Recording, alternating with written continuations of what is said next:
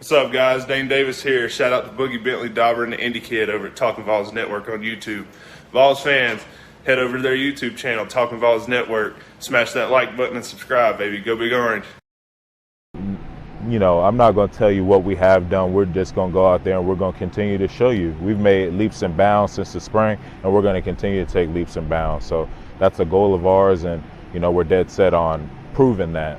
Forget talking about it. Welcome to the Talkin VAWLS Network. This right here is Talkin VAWLS Live. My name is Boogie Bentley. I'm Dauber. And I'm the Indie Kid.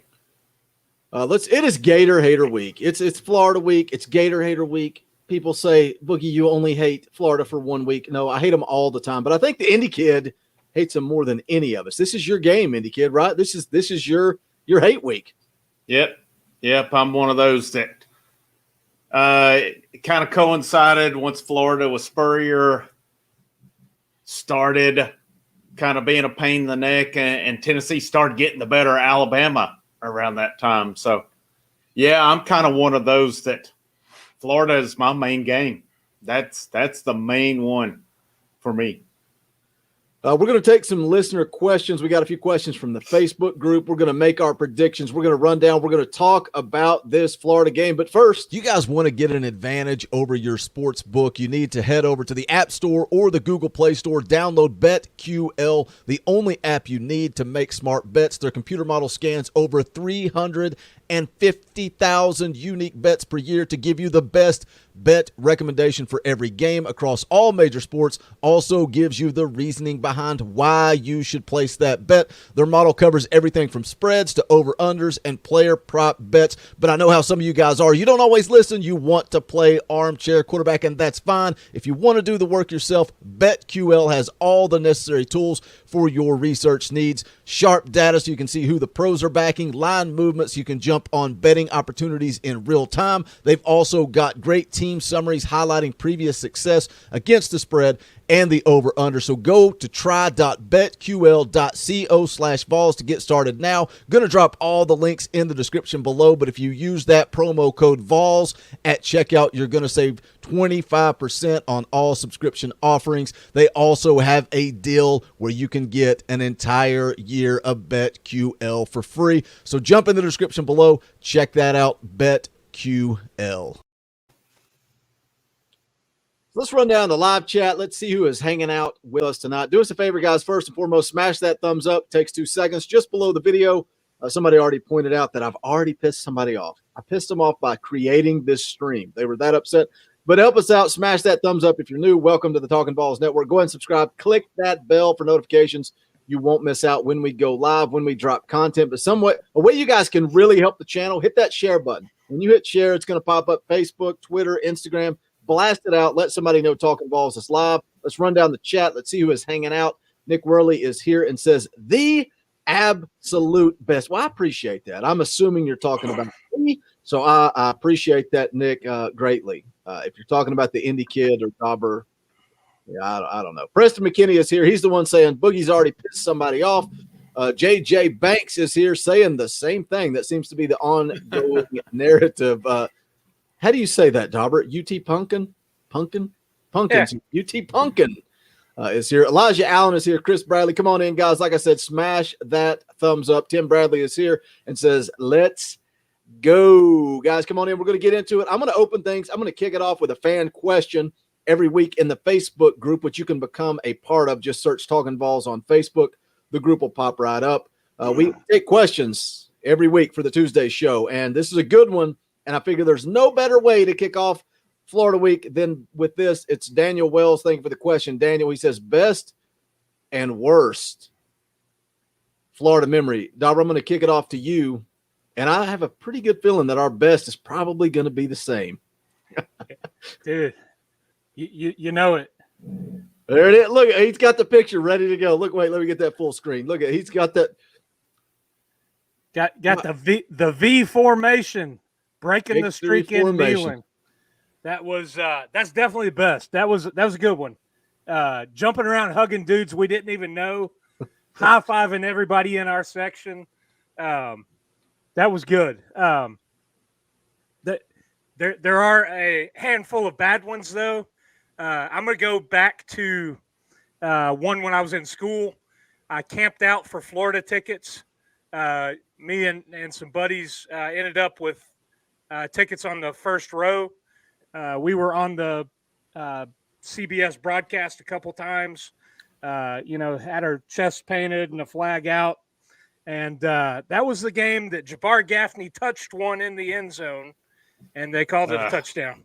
I just watched that this still week. It still hasn't called it to this day. Nope. I know. It's still trying to find that one. But yeah, I'm hoping maybe we can make another best one this weekend. I agree with you on my best memory. 2016 ended the 11-game streak. The fun part about that is I had no intent of going. Like, I wasn't going. And Dauber got tickets, hooked me up with a free ticket. I've never been so pissed off in my life at halftime. The text messages that were being sent, we actually rode down with VAWLS JP. JP drove down. Man, just what a great moment when they come back, get the win, just celebrating that victory formation. Dauber and I continued the celebration. Take that how you want on the ride back home. Just a good night, man. What a memory to end that streak and to be there with Dauber. Just picture perfect. The worst for me goes back again to another member of this channel. It was with Snake in 2006. Tennessee led early. I think they were up 20. They were up 20 to they were up 2 scores, I think. And I'll never forget this moment because I leaned over him. We were in the first row of the upper deck, and I leaned over to him and I said, "What do you think Tennessee will be ranked when they get this win?" And then it was all downhill from there. Tennessee loses 21-20. I've got a horrible streak going to games with Snake, but that was a bad one. That was a bad one. What about you, Indy Kid? It's funny you mentioned that. You know who I used to go with, and we never won a game other than – we won. Me and a buddy of mine won 98 Arkansas together. We've never won another game after that. The losing streak got bad. That exact same game you mentioned, 06. It's funny you mentioned that because the buddy of mine, he's like, the streak's over, meaning the one of us always losing. And then from there, it just – but favorite memory actually was 2004. James Wilhoit, 50-yard bomb with about – 10 seconds, a little less than 10 seconds left. I was sitting, my wife and I were dating at the time. We were sitting in, I think it was Y8. So we were just to the right of the end zone of the field goal there. So that was cool. And it was kind of the same beat out of me. It felt like people behind me beating on me and high-fiving, hugging. That was cool. Man, the worst one, I really still have a hard time with, was it 14 when Tennessee blew it late? Had them, 4th and 14? Florida hits the pass, touchdown, and then Medley, because they mismanaged the clock, Medley had to kick like a 55 or so yard field goal. He had the distance but missed it. I mean, how did they blow that game to this day? That was the most poorly managed game that I have seen. I have a hard time putting one ahead of that one. There was actually a few-year stretch where I thought, I mean, I've been known to in this game. I think it was Butch's second year when they got beat 10-9. I mean, I went out in the yard and pulled a Hulk Hogan, just ripped a T-shirt straight off of me. I mean, that's there's been a lot of motion, some goods, but a lot more bad. That's the thing is when you go back and look over the last 15 years, how many years that Tennessee should have and could have beaten Florida. And, I did the scouting report. I put the scouting report out this morning, and it seems to be every single year that Tennessee fans say, Florida lost a lot of talent. They're down this year. And then Florida just takes care of business year in and year out. It seems to be the ongoing narrative. Eric Ash Jones with a $5 super chat. Thank you, Eric. We appreciate it. Says, what up, Boogie Dauber and Indy Kid? It's 4 days till it's football time in Tennessee. Can't wait. Go Big Orange. Eric, I'm glad you're excited. I'm excited. I'm anxious. I don't feel good about it, but at the same time, if Tennessee goes and they take care of business, that they compete, they have a chance. I always believe. Indy Kid said it Saturday in the postgame show. The further we get into the week, the more we'll start to believe and buy in. I don't like Tennessee's chances right now, but I'll come around by the end of the week. But, it's just funny how fans, they always think Tennessee has a chance. But you can tell the pulse of the fan base right now is down. It's down. Like, people don't seem excited. You can tell by looking at the number of viewers we have tonight. We got under 200 viewers. It just seems, even VolQuest seems like they're not getting a whole lot of interaction or talk. This fan base, it has apathy started to set in? That Pitt loss was big for it. That's why I said the whole time I really think they needed that Pitt game to keep the fan interest. And I'll be honest, my excitement level for this week is pretty much bottomed out. I mean, I'll be excited come Saturday, but I don't know. I'm just not there. After watching Florida and Alabama this past Saturday, that kind of gave me a little bit of a reality check. I believe it's going to be a uphill battle Saturday night in Gainesville. That is for sure. The offensive and defensive line, they're going to have to play so much better than they have up to this point. I'm not even going to start on quarterback play. Regardless of who's in there, that's got to be better. And we can't have the mistakes and self-inflicted penalties and dumb things happen. It's got to be clean football for us to even have a chance. Yeah, Tennessee's basically got to do everything right, and Florida still probably has to make a few mistakes for Tennessee to have a chance. Dustin Sellers with a $5 super chat. Thank you, Dustin. We appreciate it. Says, waiting on my first Talkin VAWLS t-shirt in the mail. Hopefully it brings good luck. Do y'all have any weird superstitions you do every game? That's a fun question. I don't have anything I do every game, but I'm real weird, especially if I'm watching the game with other people.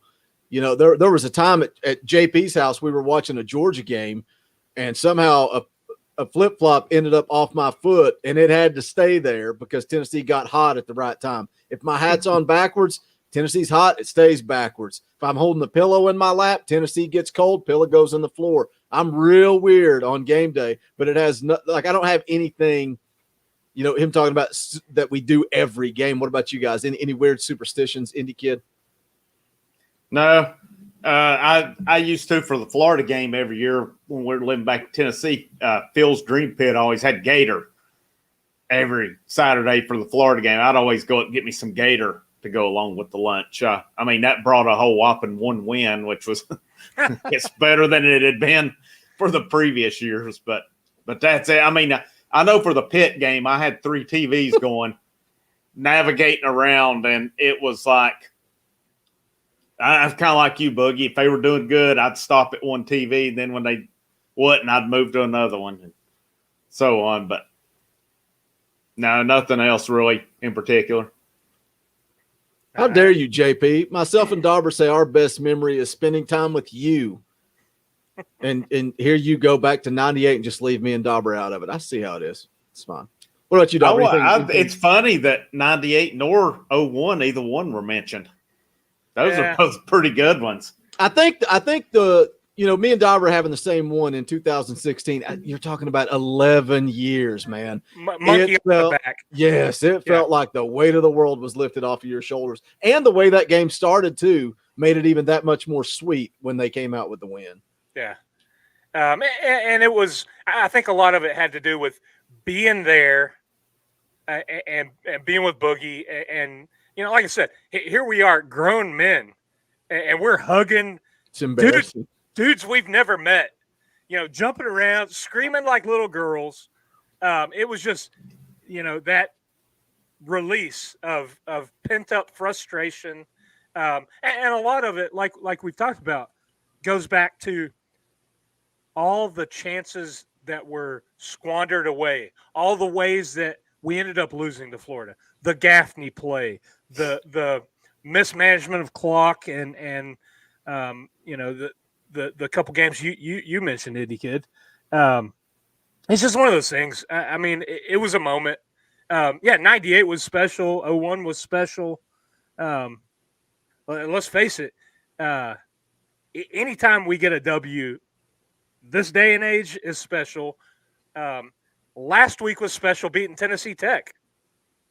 It's a win. I mean, it's a win. So,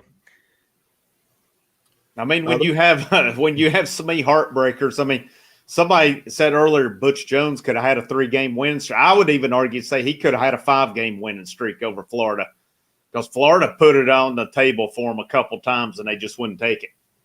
I mean, it was even his first year when Nathan Peterman, whatever that was, that performance that actually made Eric Ainge LSU performance look okay. I mean, that was just some real bad memories in this series, and it's not gone good for the last 20 years. Jonathan Rice for 5. Thank you, Jonathan, for that super chat. We appreciate it. It says, favorite memory 2016. Me and my brother were upper deck beside all the Florida fans talking so much star power. The whole fourth quarter. Loved it. Go Big Orange. That's the thing, man. And Dauber touched on it there when he was talking about it, saying how just it's the people you're with, right? A lot of my favorite memories at Neyland, sure, the game factors into it. Like, I'm never going to be like, oh, my favorite memory was in Alabama, beat the brakes off of them. We were miserable walking back to the car. But you always remember who you're with, man. And, I talk about Chris all the time on this show. He's no longer with us.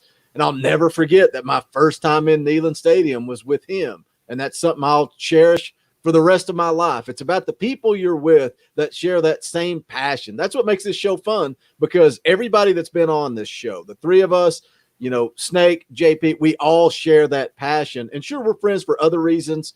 Dauber, he'll cheat on the golf course. Indy Kid, we've ruled a few people and about created some fights. We've been kicked out of softball games.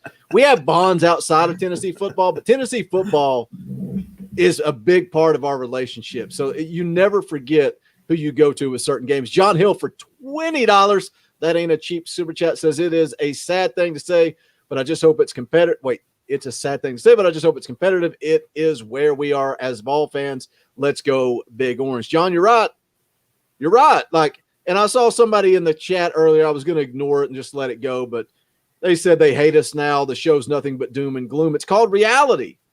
It's reality. This is where Tennessee is at as a program.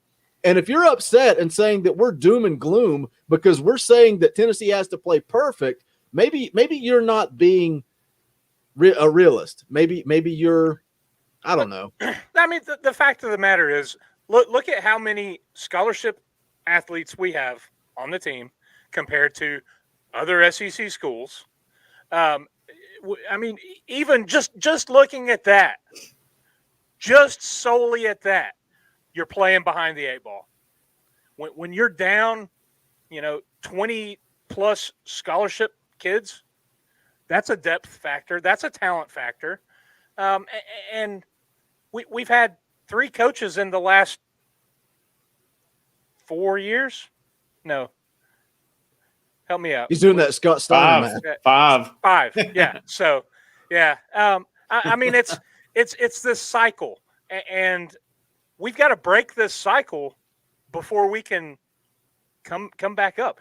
We're in the bottom quarter of the conference, and that's the weird thing where people come in and they say Tennessee sucks. They have no talent. They're going to win 3 games, and then the season starts, and those same people are mad and upset because Tennessee lost to Pitt. And I'm not saying, Indy Kid, I'm not trying to throw you under the bus. There's nothing wrong with being upset with the way they lost that game, the way it played out. There's nothing wrong with that. But at the same time, you have to be realistic with where this program is at. If before the season you're saying they're going to win 3 games, and now you're pissed off because people aren't saying they're going to go beat Florida, I think you need to look yourself in the mirror. Yeah. Indy Kid, you don't have to comment. Robert 45 Tennessee for 5. Thank you for the super chat. Said, who is to say the Tide is not as good as everyone thought? Could be. Maybe. Maybe they overlooked Florida. Maybe they caught them on a good. There's a lot that plays into it. That's why they play the games. That's why you can't count Tennessee out on Saturday. The ball bounces right a couple times. Who knows? Yeah, they're going to go play the game and they're going to settle it on the field. But Alabama's a good football team. Oh, and absolutely. Alabama jumped all over Florida early, and Florida hung in there and they fought and they made it a football game down the stretch. Did Alabama put it in cruise control? Maybe. I mean, it's early in the season as well. To this point, who had either team played? Dustin Sellers for $10. That ain't cheap. Thank you for the super chat. Says, I was at a wedding in 2016. Everyone was down because of the first half. Then after the ceremony, everyone was screaming and hugging because we pulled it out. Best wedding ever. Man, what a great game that was. We were texting Half of it JP. was. Yeah, we were texting JP at halftime because we didn't have seats together. And, oh, man, those text messages, if they were still on my phone, I would be embarrassed. Pretty sure I was at the altar on Sunday morning asking for forgiveness. Blitz 621 for 5. Thank you for the super chat. I've never been more concerned with the Florida game than Saturday. Evan Counts for 5. Thank you. Evan says, my first ever Tennessee game was Florida in 98. I was 8. My blood turned orange that night. I love it, Evan. I love that super chat. Are we caught up here? No. John London. John London for 5. Thank you. John says, who says Florida won't have a down game after the emotions of the Bama game? That's an ongoing theme. That's what a lot of people are talking about. Does Alabama, have that high of the Alabama game? Do they have a let off against Tennessee? What do you think, Indy Kid? You buy into that? I think it's a couple of factors I wonder about that could help Tennessee. Number one, what's Florida's mental mindset after Alabama? Are they down the dumps? Are they going to be playing woe is me? Or are they going to come out fired up? That could go either way. We don't know. But one thing I think it could possibly help Tennessee out is I just don't know how much Florida gets up for Tennessee more. I mean, they basically dominated this series for years, and they have talked trash to Tennessee so many times and backed it up. I mean, 16 was the only time that Tennessee got a little retribution, but that's the one thing they're just assuming they're going to walk over Tennessee. I don't think it's going to be as bad as people think. I think Tennessee's going to cover. I really do. I fully expect they're going to be in that game in the fourth quarter. Not necessarily with the chance to win, but within striking distance. I don't think it's going to be no 48-10 or nothing. I think Tennessee's going to score some points. And I don't know that Florida's offense is – I think it's okay, but I think it's got some flaws to it as well. If you could kind of make Jones one-dimensional, you could cause some trouble, I believe. I think it's interesting, BetQL. Yes, they are a sponsor, but like I've said before, they provide a lot of good information. And when you talk about the spread and they kind of judge things and they rate the bet 1 star through 5 star, whether or not, you should place a bet here or not. And last week against Tennessee Tech, they said absolutely not. Don't put your money here. There's too much at risk. And with Tennessee at plus 20, based on what they're looking at, they're in agreement with you, Indy Kid. They're saying this is a 4-star bet, 4 out of 5 stars. They have Tennessee at plus 14 versus plus 20. So I don't know if it's necessarily as close as you're thinking there, but it's interesting of how big the spread is, and I wonder kind of what goes into that. Let's take another. It could be like a couple years ago when Tennessee went down to Alabama, and they were within striking distance until Garantano pulled it, and it went 99 yards other way. I mean, that was a game at that point. I mean, I could see something similar, not necessarily that play, but I could see something similar. Right, and that's like I said, this team isn't built to overcome those mistakes. They're going to have to play clean football and get some breaks that go their way.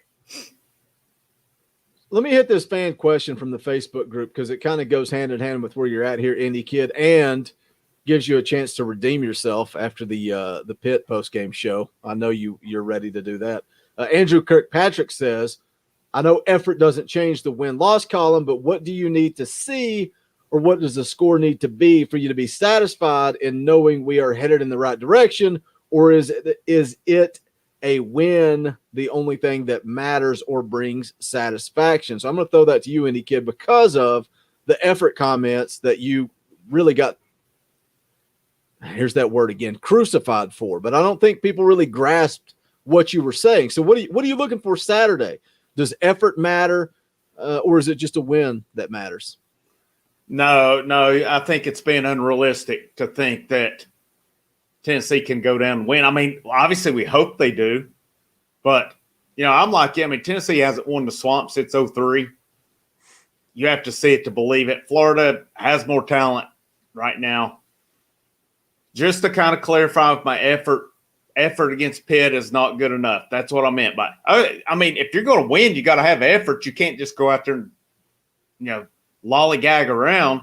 So you're saying effort in a pick'em game, because that's essentially what Pitt was. It's a pick'em game. That don't matter. Effort in a 20-point underdog, that's a different story. Effort does it matters in every game, but in a pick'em game, especially the way they lost that Pitt game. Now looking at, I don't want to hear effort in a pick'em game. All right. But, and yes, they are playing hard. They are playing for effort. That's nice to see. But that was one that was just, it's just kind of one of those things. You got to win that game. Florida, this is their first SEC game. This is their first road game of the year. It's a night game. I think effort, if they're competing for 4 quarters and hanging in, just not, like I said, not within a touchdown, not within a field goal, but just respectable into that 4th quarter progress. Yeah, I think that's something to be satisfied with. Blitz 621 for 5 says Tennessee was double-digit underdog in 2001. Is that going to be a new hashtag? Feels like 2001. Thank you, Blitz, for the super chat. Cody Branch for 2 says 35-28 Florida. Guys still thinking we upset. I don't know that we ever said we thought they would, but 35-28 Florida. Guys still, I'm confused by that super chat. Thank you, Cody, but I'm not sure what he's saying. He's picking Florida, but says still thinking we upset. I don't get it. Am I reading that wrong? Regardless, thank you for the super chat, Cody. We appreciate that. Let's kind of let's get back to this Florida game. You were talking about Emory Jones and what he can do. Let's kind of, we try to keep the show around an hour. Let's dig into this Florida game a little bit more, because Emory Jones is a guy, he can beat you with his feet. And I don't remember which one of you said it, talking about he will turn the football over. If you can get pressure on him, he's thrown 5 interceptions this season. He'll turn it over. But he scares me to death with what he can do with his legs. And Tennessee's going to have to get pressure on him, but they're going to have to be disciplined in their pass rushing lanes. They're going to have to keep contained. You can't let him out of the pocket. And we touched on it briefly last week after the Tennessee Tech game. That quarterback that started, and Tennessee Tech never got going. They didn't score. They never really got going. But any chance they got all came on the legs of that quarterback. And look what Pickett did in the Pitt game. He beat Tennessee, not necessarily by making big-time runs, but by extending plays. And I think Emory Jones brings that same threat. And that's what scares me, is can this Tennessee defensive line, and somebody even asked the question, is Byron Young going to be able to get after him? What do you think, Dauber, this Tennessee defensive line being able to contain Emory Jones? That's a huge factor. If he's allowed to extend plays, if he's allowed to roll the pocket out with little to no pressure, and face it, we've seen little to no pressure from our front, our defensive front, up to this point. That's why we were so excited last week. But man, I don't know. I don't know if there's enough depth across the board on our front. I don't know if there's enough guys that have gotten after it to this point. it's going to take an effort all across the board. And then you've got we've talked about the secondary. Those guys have been a little bit hit or miss. They came out pretty big last week, but it was Tennessee Tech. Finally got the monkey off our back and got the first pick. Actually had a few, but I think our defensive line, if they can get pressure, and like you said, hold contain though, if they can keep their lanes and not allow the pocket to roll and Jones to scramble, then it's a toss-up, man. He is not, setting the world on fire throwing the ball. So we have to contain him running. It's like what we want to do running the ball. That quarterback is another option. It's another person you have to defend. So it stretches the defense just that little bit more.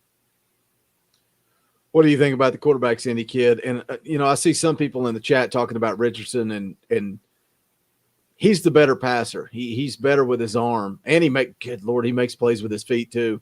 I in the scouting report earlier today, he's averaging 25 yards a carry. So you're thinking, oh, what does he have, 3-4 carries? No, he has 11 carries, and he's averaging 25 yards per carry. Do you think we see both quarterbacks? He didn't play last week, but he's doing backflips in the end zone. So he's ready to go.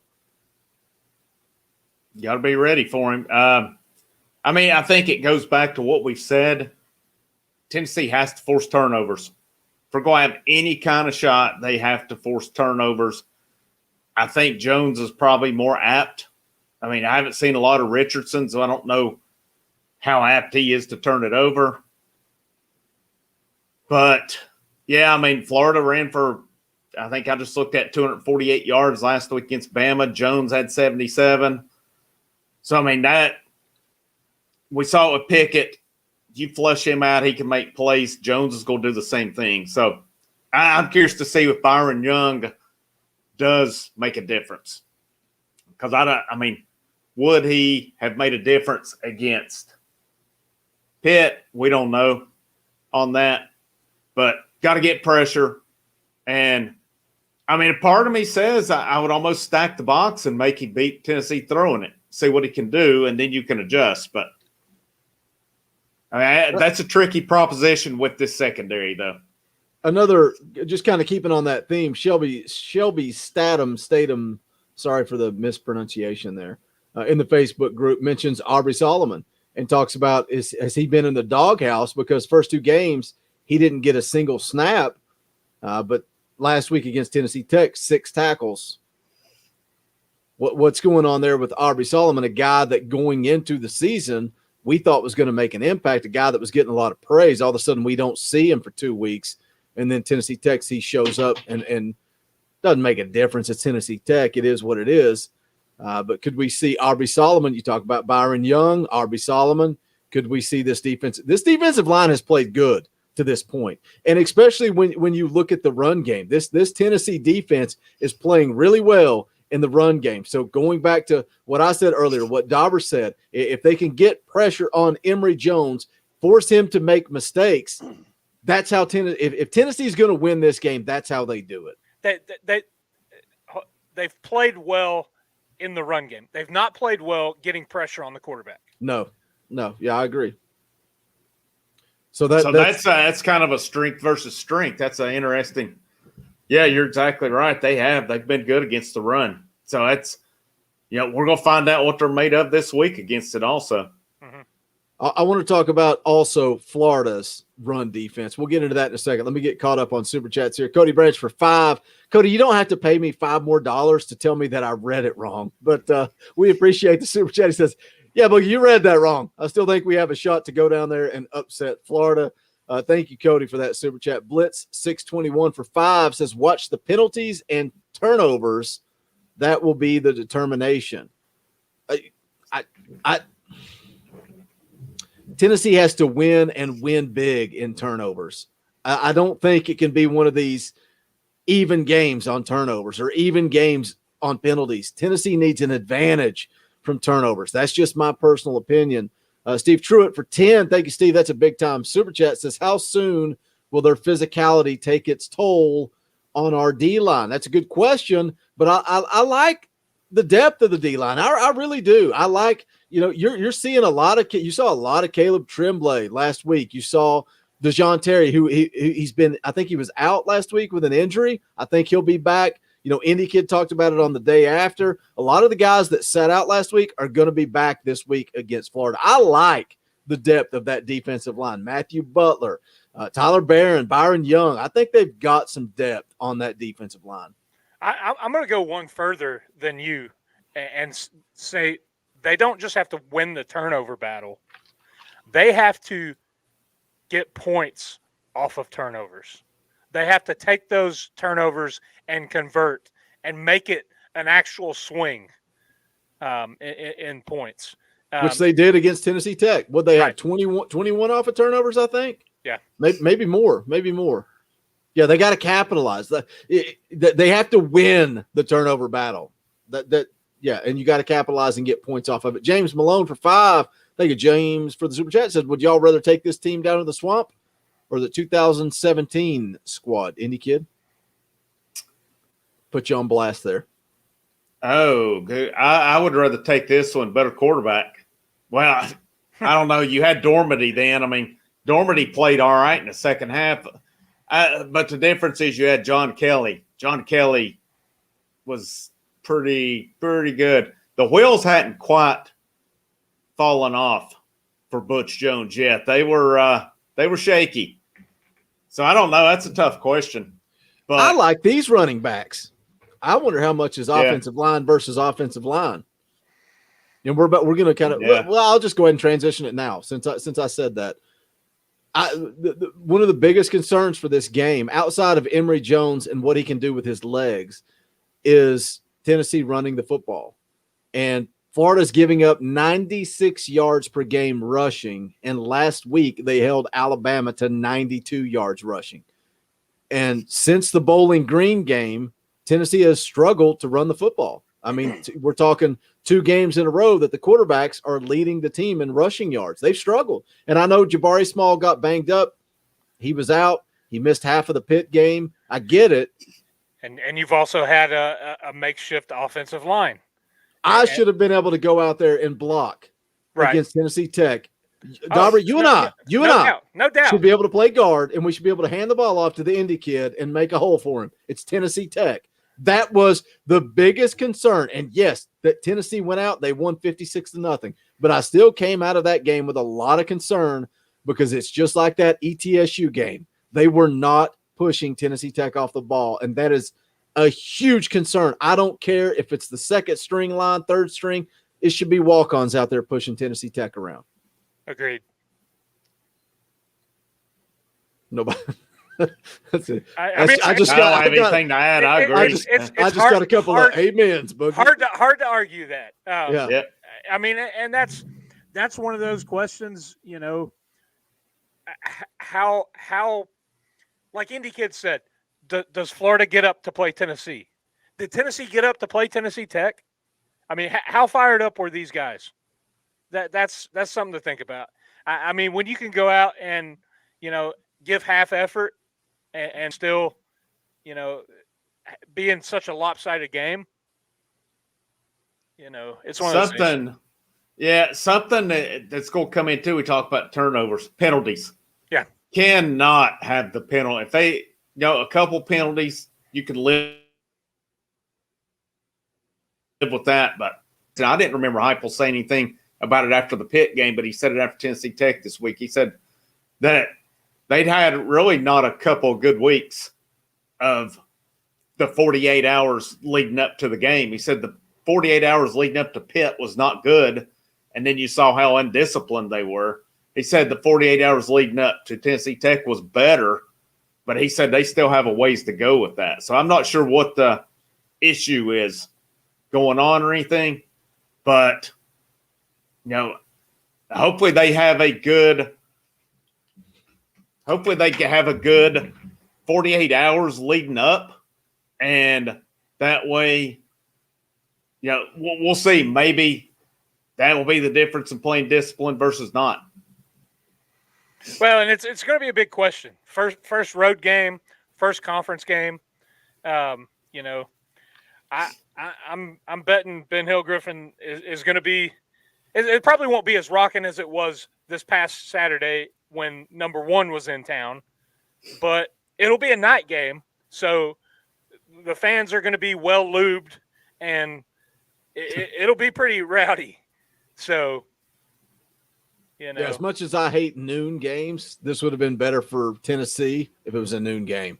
Yeah, the hangover coming off of Alabama, noon game would have benefited Tennessee in this case. Yeah, well, I agree. And that's looking at something this year. You're not. There's no limitations to fans. I think we saw. There wasn't really an impact for home field advantage last year, or it was minimized.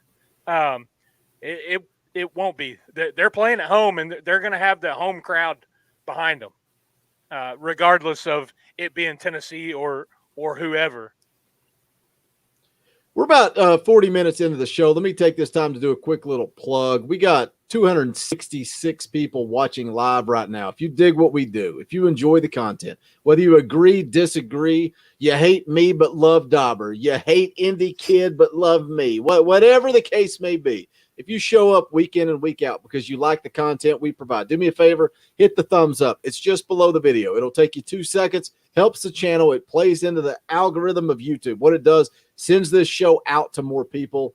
So I would greatly appreciate it if you would just take 2 seconds, hit that thumbs up. You can hit share, blast it out, let somebody know we're live.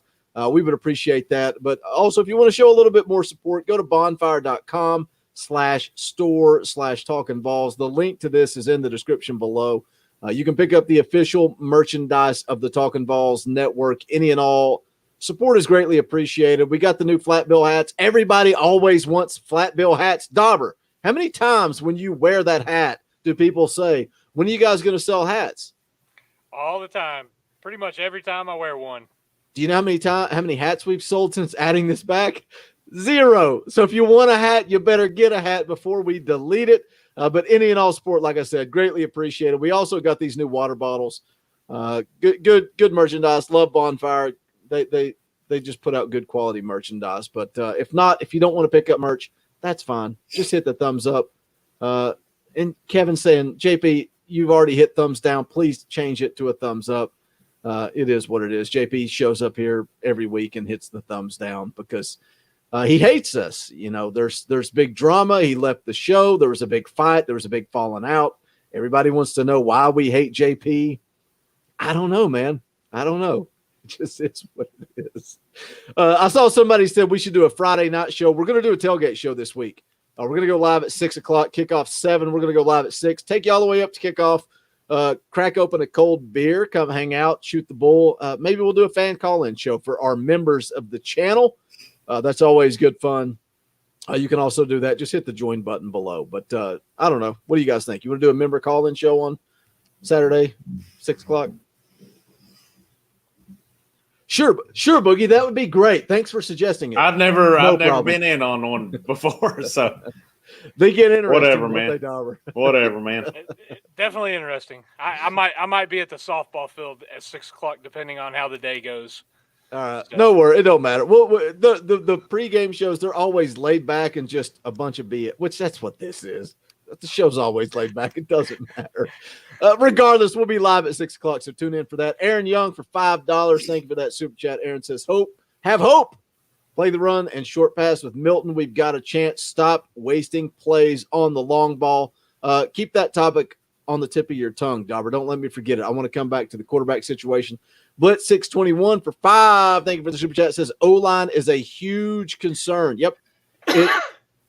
The quarterback situation, Harrison Bailey's not getting on the field. Part of that, I think, is because of the offensive line. There are definitely other concerns and reasons, but I think that's a big part of it. Xavier Sanders for 5. Thank you for the super chat. Says our depth might be a little thin, but if they go down, play hard, have heart, and compete, we might have a chance. Go Big Orange. I think we're caught up on the super chat. So let's talk about this quarterback situation. You've got Joe Milton, who missed last week because of injury. You've got Hendon Hooker, who kind of seems like steady Eddie in the passing game, but at the same time, he's turned the ball over. The reasons you love him are also the reasons you scratch your head, the way he runs the football in space. Dauber, who you going with this week? If you're the coach, you starting Joe Milton or you starting Hendon Hooker? And why? The depth chart came out, and it's got Milton number one. I think this staff saw something in him in the spring and fall that put him as number one. We've heard guys that are at practice, Swain, Ainge, all these former players saying he hits these passes in practice. So it's one of these things. What's the difference? Why are they so off in a game? Really, beyond that, I think Hooker is a little bit more elusive when he runs the ball and has a little bit better. It's like Milton.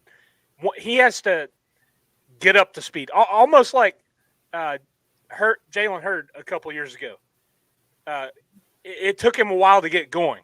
If he gets going and running downhill, he's a good runner. It seems like Hooker is one of those, just athletes that can just stop on a dime and make. He's like Dobbs. He's like Dobbs in space. Yeah. He really is. And he seems a little slippery. As far as the deep ball or intermediate to long, I think Hooker has a little bit better touch, it seems. Milton seems to have a quicker release, and he's got a freaking cannon, which is good on some plays. And I think that's something, those out balls and those balls back across the hash, I think that's where he excels, especially when compared to Harrison Bailey. I don't think Harrison Bailey makes those throws. I think those throws are slower and gives the DB a lot more time to react, and they get knocked down. But to me, I think Milton gets a start, but I think that Hooker is I think Hooker plays as well.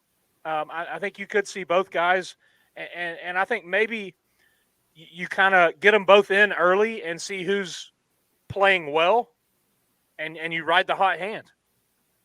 Michael Palmer here says the offense is a bit slower but more productive with Hooker out there. Indy Kid, do you think that's part of it? Do you think it's the way Joe Milton runs the offense with speed, the way he commands the offense, controls the offense? What is it about Joe Milton? Because a lot of people come at me for saying it, but there's something about Joe Milton that Josh Heupel likes.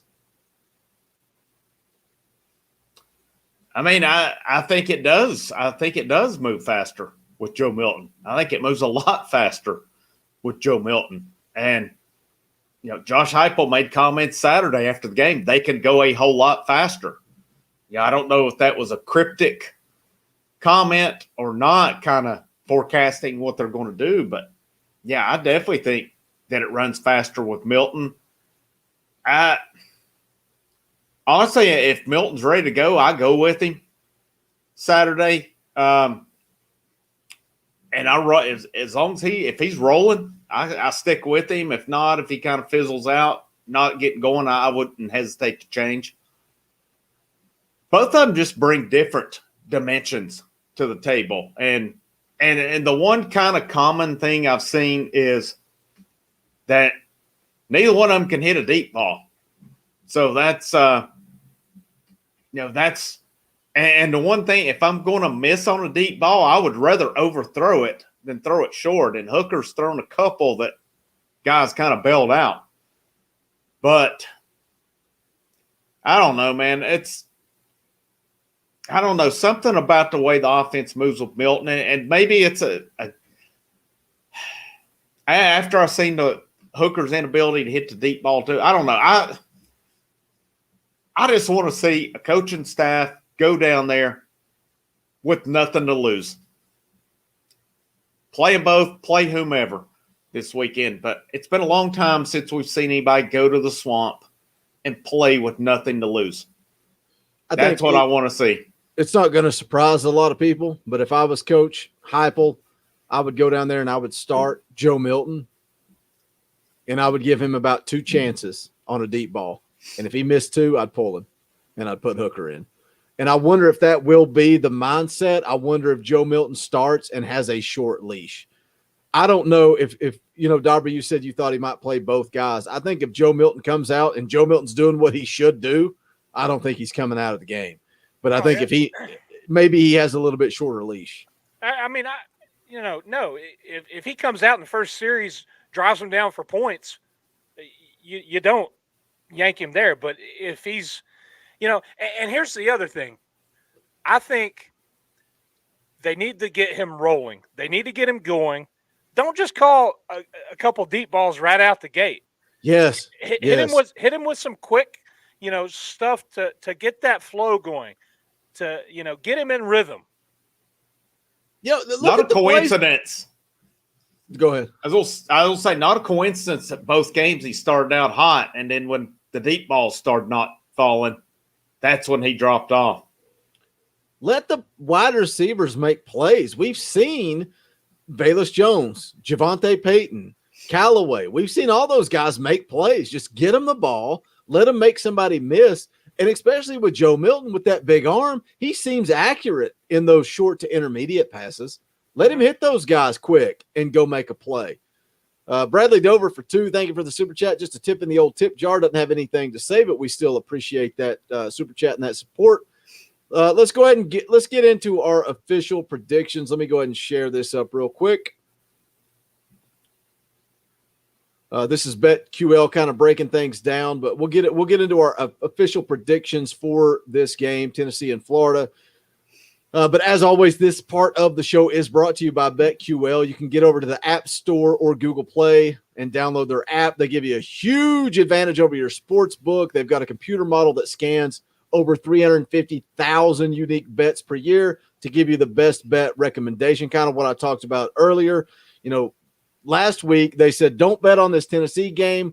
It's not, you're not going to make money on it. But this week they feel like Tennessee has a good chance to, it's not cover when you're the underdog, but Florida's not going to cover. They feel like this is a good bet. So they're giving you 4 stars here, telling you to go put your money on this game. And look, here's the deal. If you don't want to use the model, if you guys, you don't want to listen to me, you don't want to listen to any kid, you don't want to listen to Dauber, you feel like you know more than we do, and you probably do. We're just fans. You're fans. You probably know more than we do.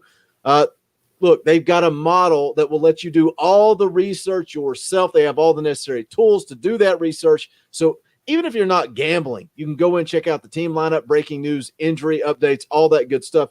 Great information right at your fingertips. But go check out BetQL. And, I mentioned this last week. Week 1 of the NFL, they went 13-2 on 5-star bets. 13-2. That's pretty good odds, Dauber. That's pretty good odds if you're trying to make some money. So don't miss out on your chance to beat your sports book by using the BetQL offers. Everything is in the description below. Use that promo code. Save some money. Throw some money our way. We appreciate any and all support, and shout out to BetQL for supporting the Talkin VAWLS network. But let's get into our predictions. I think it's better if I just go first because I've already given my prediction this morning on the scouting report, and then I'll let you guys kind of break this thing down. I talked a lot about Emory Jones making plays with his feet. Can Tennessee get pressure? He will make mistakes. He'll turn the ball over if you can get to him, but Tennessee's not really shown the ability to do that. I also talked a lot about this Florida run defense, and Tennessee struggled in the run game. So are they going to stack the box and force Joe Milton to make plays with his arm? And can he do that? Can he connect? We talked about letting him make, those short passes, get in a rhythm. Is Josh Heupel going to do that? And then Florida's front 7 is just really, really good. But if I think they have a weakness, it's in their secondary. They're only returning 1 guy in that secondary. They have 1 interception on the season. So, again, can Joe Milton make them pay. And going back to the top of the show, Tennessee fans like to say that Florida lost a lot of talent, and they lost a ton of talent. They lost 2 first-round draft picks. They lost a Heisman Trophy candidate. But guess what? It's next man up. Florida still has more talent. They still have more depth. Tennessee does not have the horses. And even if you hate me for saying it, I'm going to be real. Keep it real. I think I'm taking Florida 34-24 over the Vols on Saturday. Indy Kid, what do you got? And guys, feel free to drop into the comments if you're live. If you're watching this on the replay, drop those predictions into the comment section. Almost exactly the same as you, except I was saying 37-27 Florida. I think Tennessee, the return of Cooper Mays is going to be big for Tennessee. I think they've had a hard time replacing him because it's had Carvin out of position at center. And then you've just kind of had a makeshift offensive line. You've been filling in, moving guys around, getting Cooper Mays back. I think they're going to have most guys back this week. And again, the thing I like, I fully expect, and I'll be disappointed if not, I fully expect Heupel's going to go down there with nothing to lose. And I wonder what kind of, if Tennessee puts some pressure on Florida, because it's been a while since they have, how's Florida going to react? I think they're going to put some pressure on them early. Got to avoid that disastrous second quarter, though. But 37-27, I would be shocked if Tennessee just gets run plumb out of the building. Here's the thing. I never like to do this. Man, it kills me to even throw out, be negative and pick somebody other than Tennessee. But the reality is what the reality is. We are where we are. We're thin in some areas that we don't need to be thin. We've got guys that are banged up. Hopefully, like Indy Kid said, we're getting some guys back. We got questions at the quarterback position. I'm kind of right there with you guys. I've got 31-20. I don't know that it's going to be quite as high scoring as you all thought. I'm thinking Florida might come out a little flat. I'm thinking it might be close late in the game, but I think that Tennessee has just shown that they are prone to some mistakes, and they're not going to be able to overcome those mistakes. And Florida just they've got more horses in the stable right now, and that's going to be the difference. So I've got Florida 31, Tennessee 20. I would love nothing more than all of us to come on this show in the post game on Saturday and eat crow. We're all going to be pulling for Tennessee. Oh, absolutely. And when Saturday rolls around, if you tune in for the tailgate show at 6:00, me and the Indy Kid probably going to be sitting here telling you that Tennessee wins by 40. We're going to be fired up and ready to go. I always believe on Saturday, but it's Tuesday, and we try to keep it real on this channel. So whether people like it or don't, it is what it is. Shout out to Nick Worley. Thank you for becoming a member of the channel. You now have access to custom Talkin VAWLS emojis. Drop them in the chat. If you're a member of the channel, start throwing those custom Talkin VAWLS emojis in the chat. Show off that Power T. Show off that Boogie Bentley emoji. Show off that Indy Kid emoji and the Dauber emoji. They're all down there. Let people know. For just as little as 99 cents a month, you can get access to those custom Talkin VAWLS emojis.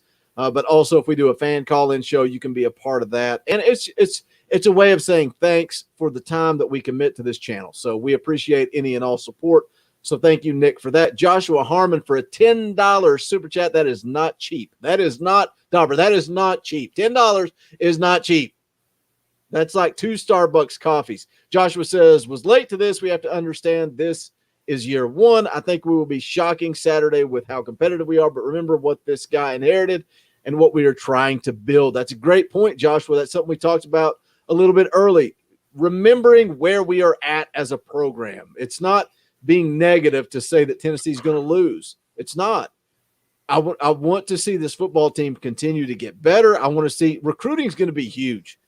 It's going to be huge, but even more than that, what Josh Heupel does this offseason in the transfer portal is going to be very, very crucial to the success of his time at Tennessee. Robert, 45 Tennessee for 5. Thank you for the super chat. It says Tennessee 21-17. I'll take it, Robert. I'll take it. I hope you're right. Balls JP. Yeah, JP, we spent too much time at the gym together, JP. I know how you are. I've never seen anything like it in my life. I've never seen anything like it. You watch a game live with JP, he's the most delusional person on the planet. And then Monday, he's this logical guy that understands everything about Tennessee football. Well, no, and then the later you get in the week, the worse it gets. Here's the thing. Yeah, he'll be like that Saturday evening. But at 7:10, after we go 3 and out, he's wanting to fire everybody. Everybody. Yeah. He's wanted to fire every offensive coordinator, and I'm pretty sure he's hated every single quarterback that's ever played at Tennessee. Pretty sure. Jonathan Rice for 2 says Florida 45, Tennessee 31. That's probably probably. That's probably not far off. Here's another super chat from John Hill. Thank you for 10. We appreciate it. That is not cheap. That's not cheap. That's 2 more Starbucks coffees. Says, good Lord, I'm 50. And I'll be so happy to say we are year 1. To not say we are year 1 again. Go Big Orange. Yeah. Yep. We don't need another coaching search. We've talked about that time and time and time again. I think that's it. I think that's going to wrap it up for this show. Get it Saturday. We all seem so excited. So excited. We'll be fired up and ready to go on Saturday. Tune in. Join us. 6 o'clock tailgate show. Sounds like Dobber will be on the softball field. Myself and the Indy Kid will be here hanging out. Maybe we'll make it a fan call-in show. Maybe not. We'll see. If you want to join the channel, the button's just below, right beside subscribe. Join the channel. We'll send you the link. And we'll hang out. It'll be good times.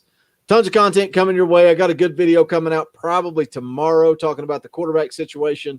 Hendon Hooker versus Joe Milton. What is the path to success against Florida? I'll be dropping that probably early in the morning. Philip Scout for 5 says Heupel needs 5 years. Yeah, we need to all remember that. But Philip, where I'll disagree with you is if it's year 3 or year 4 and we're not moving forward, if we're not progressing, I'm going to get real critical. I understand the process and where Josh Heupel's at. You got to show improvement. Matt F., we're going to wrap it up with this. Balls, 200. Gators, nothing. This is the Talkin VAWLS Network. He's Dauber. He's the Indy Kid. My name is Boogie Bentley. Go Big Orange. The dogs howl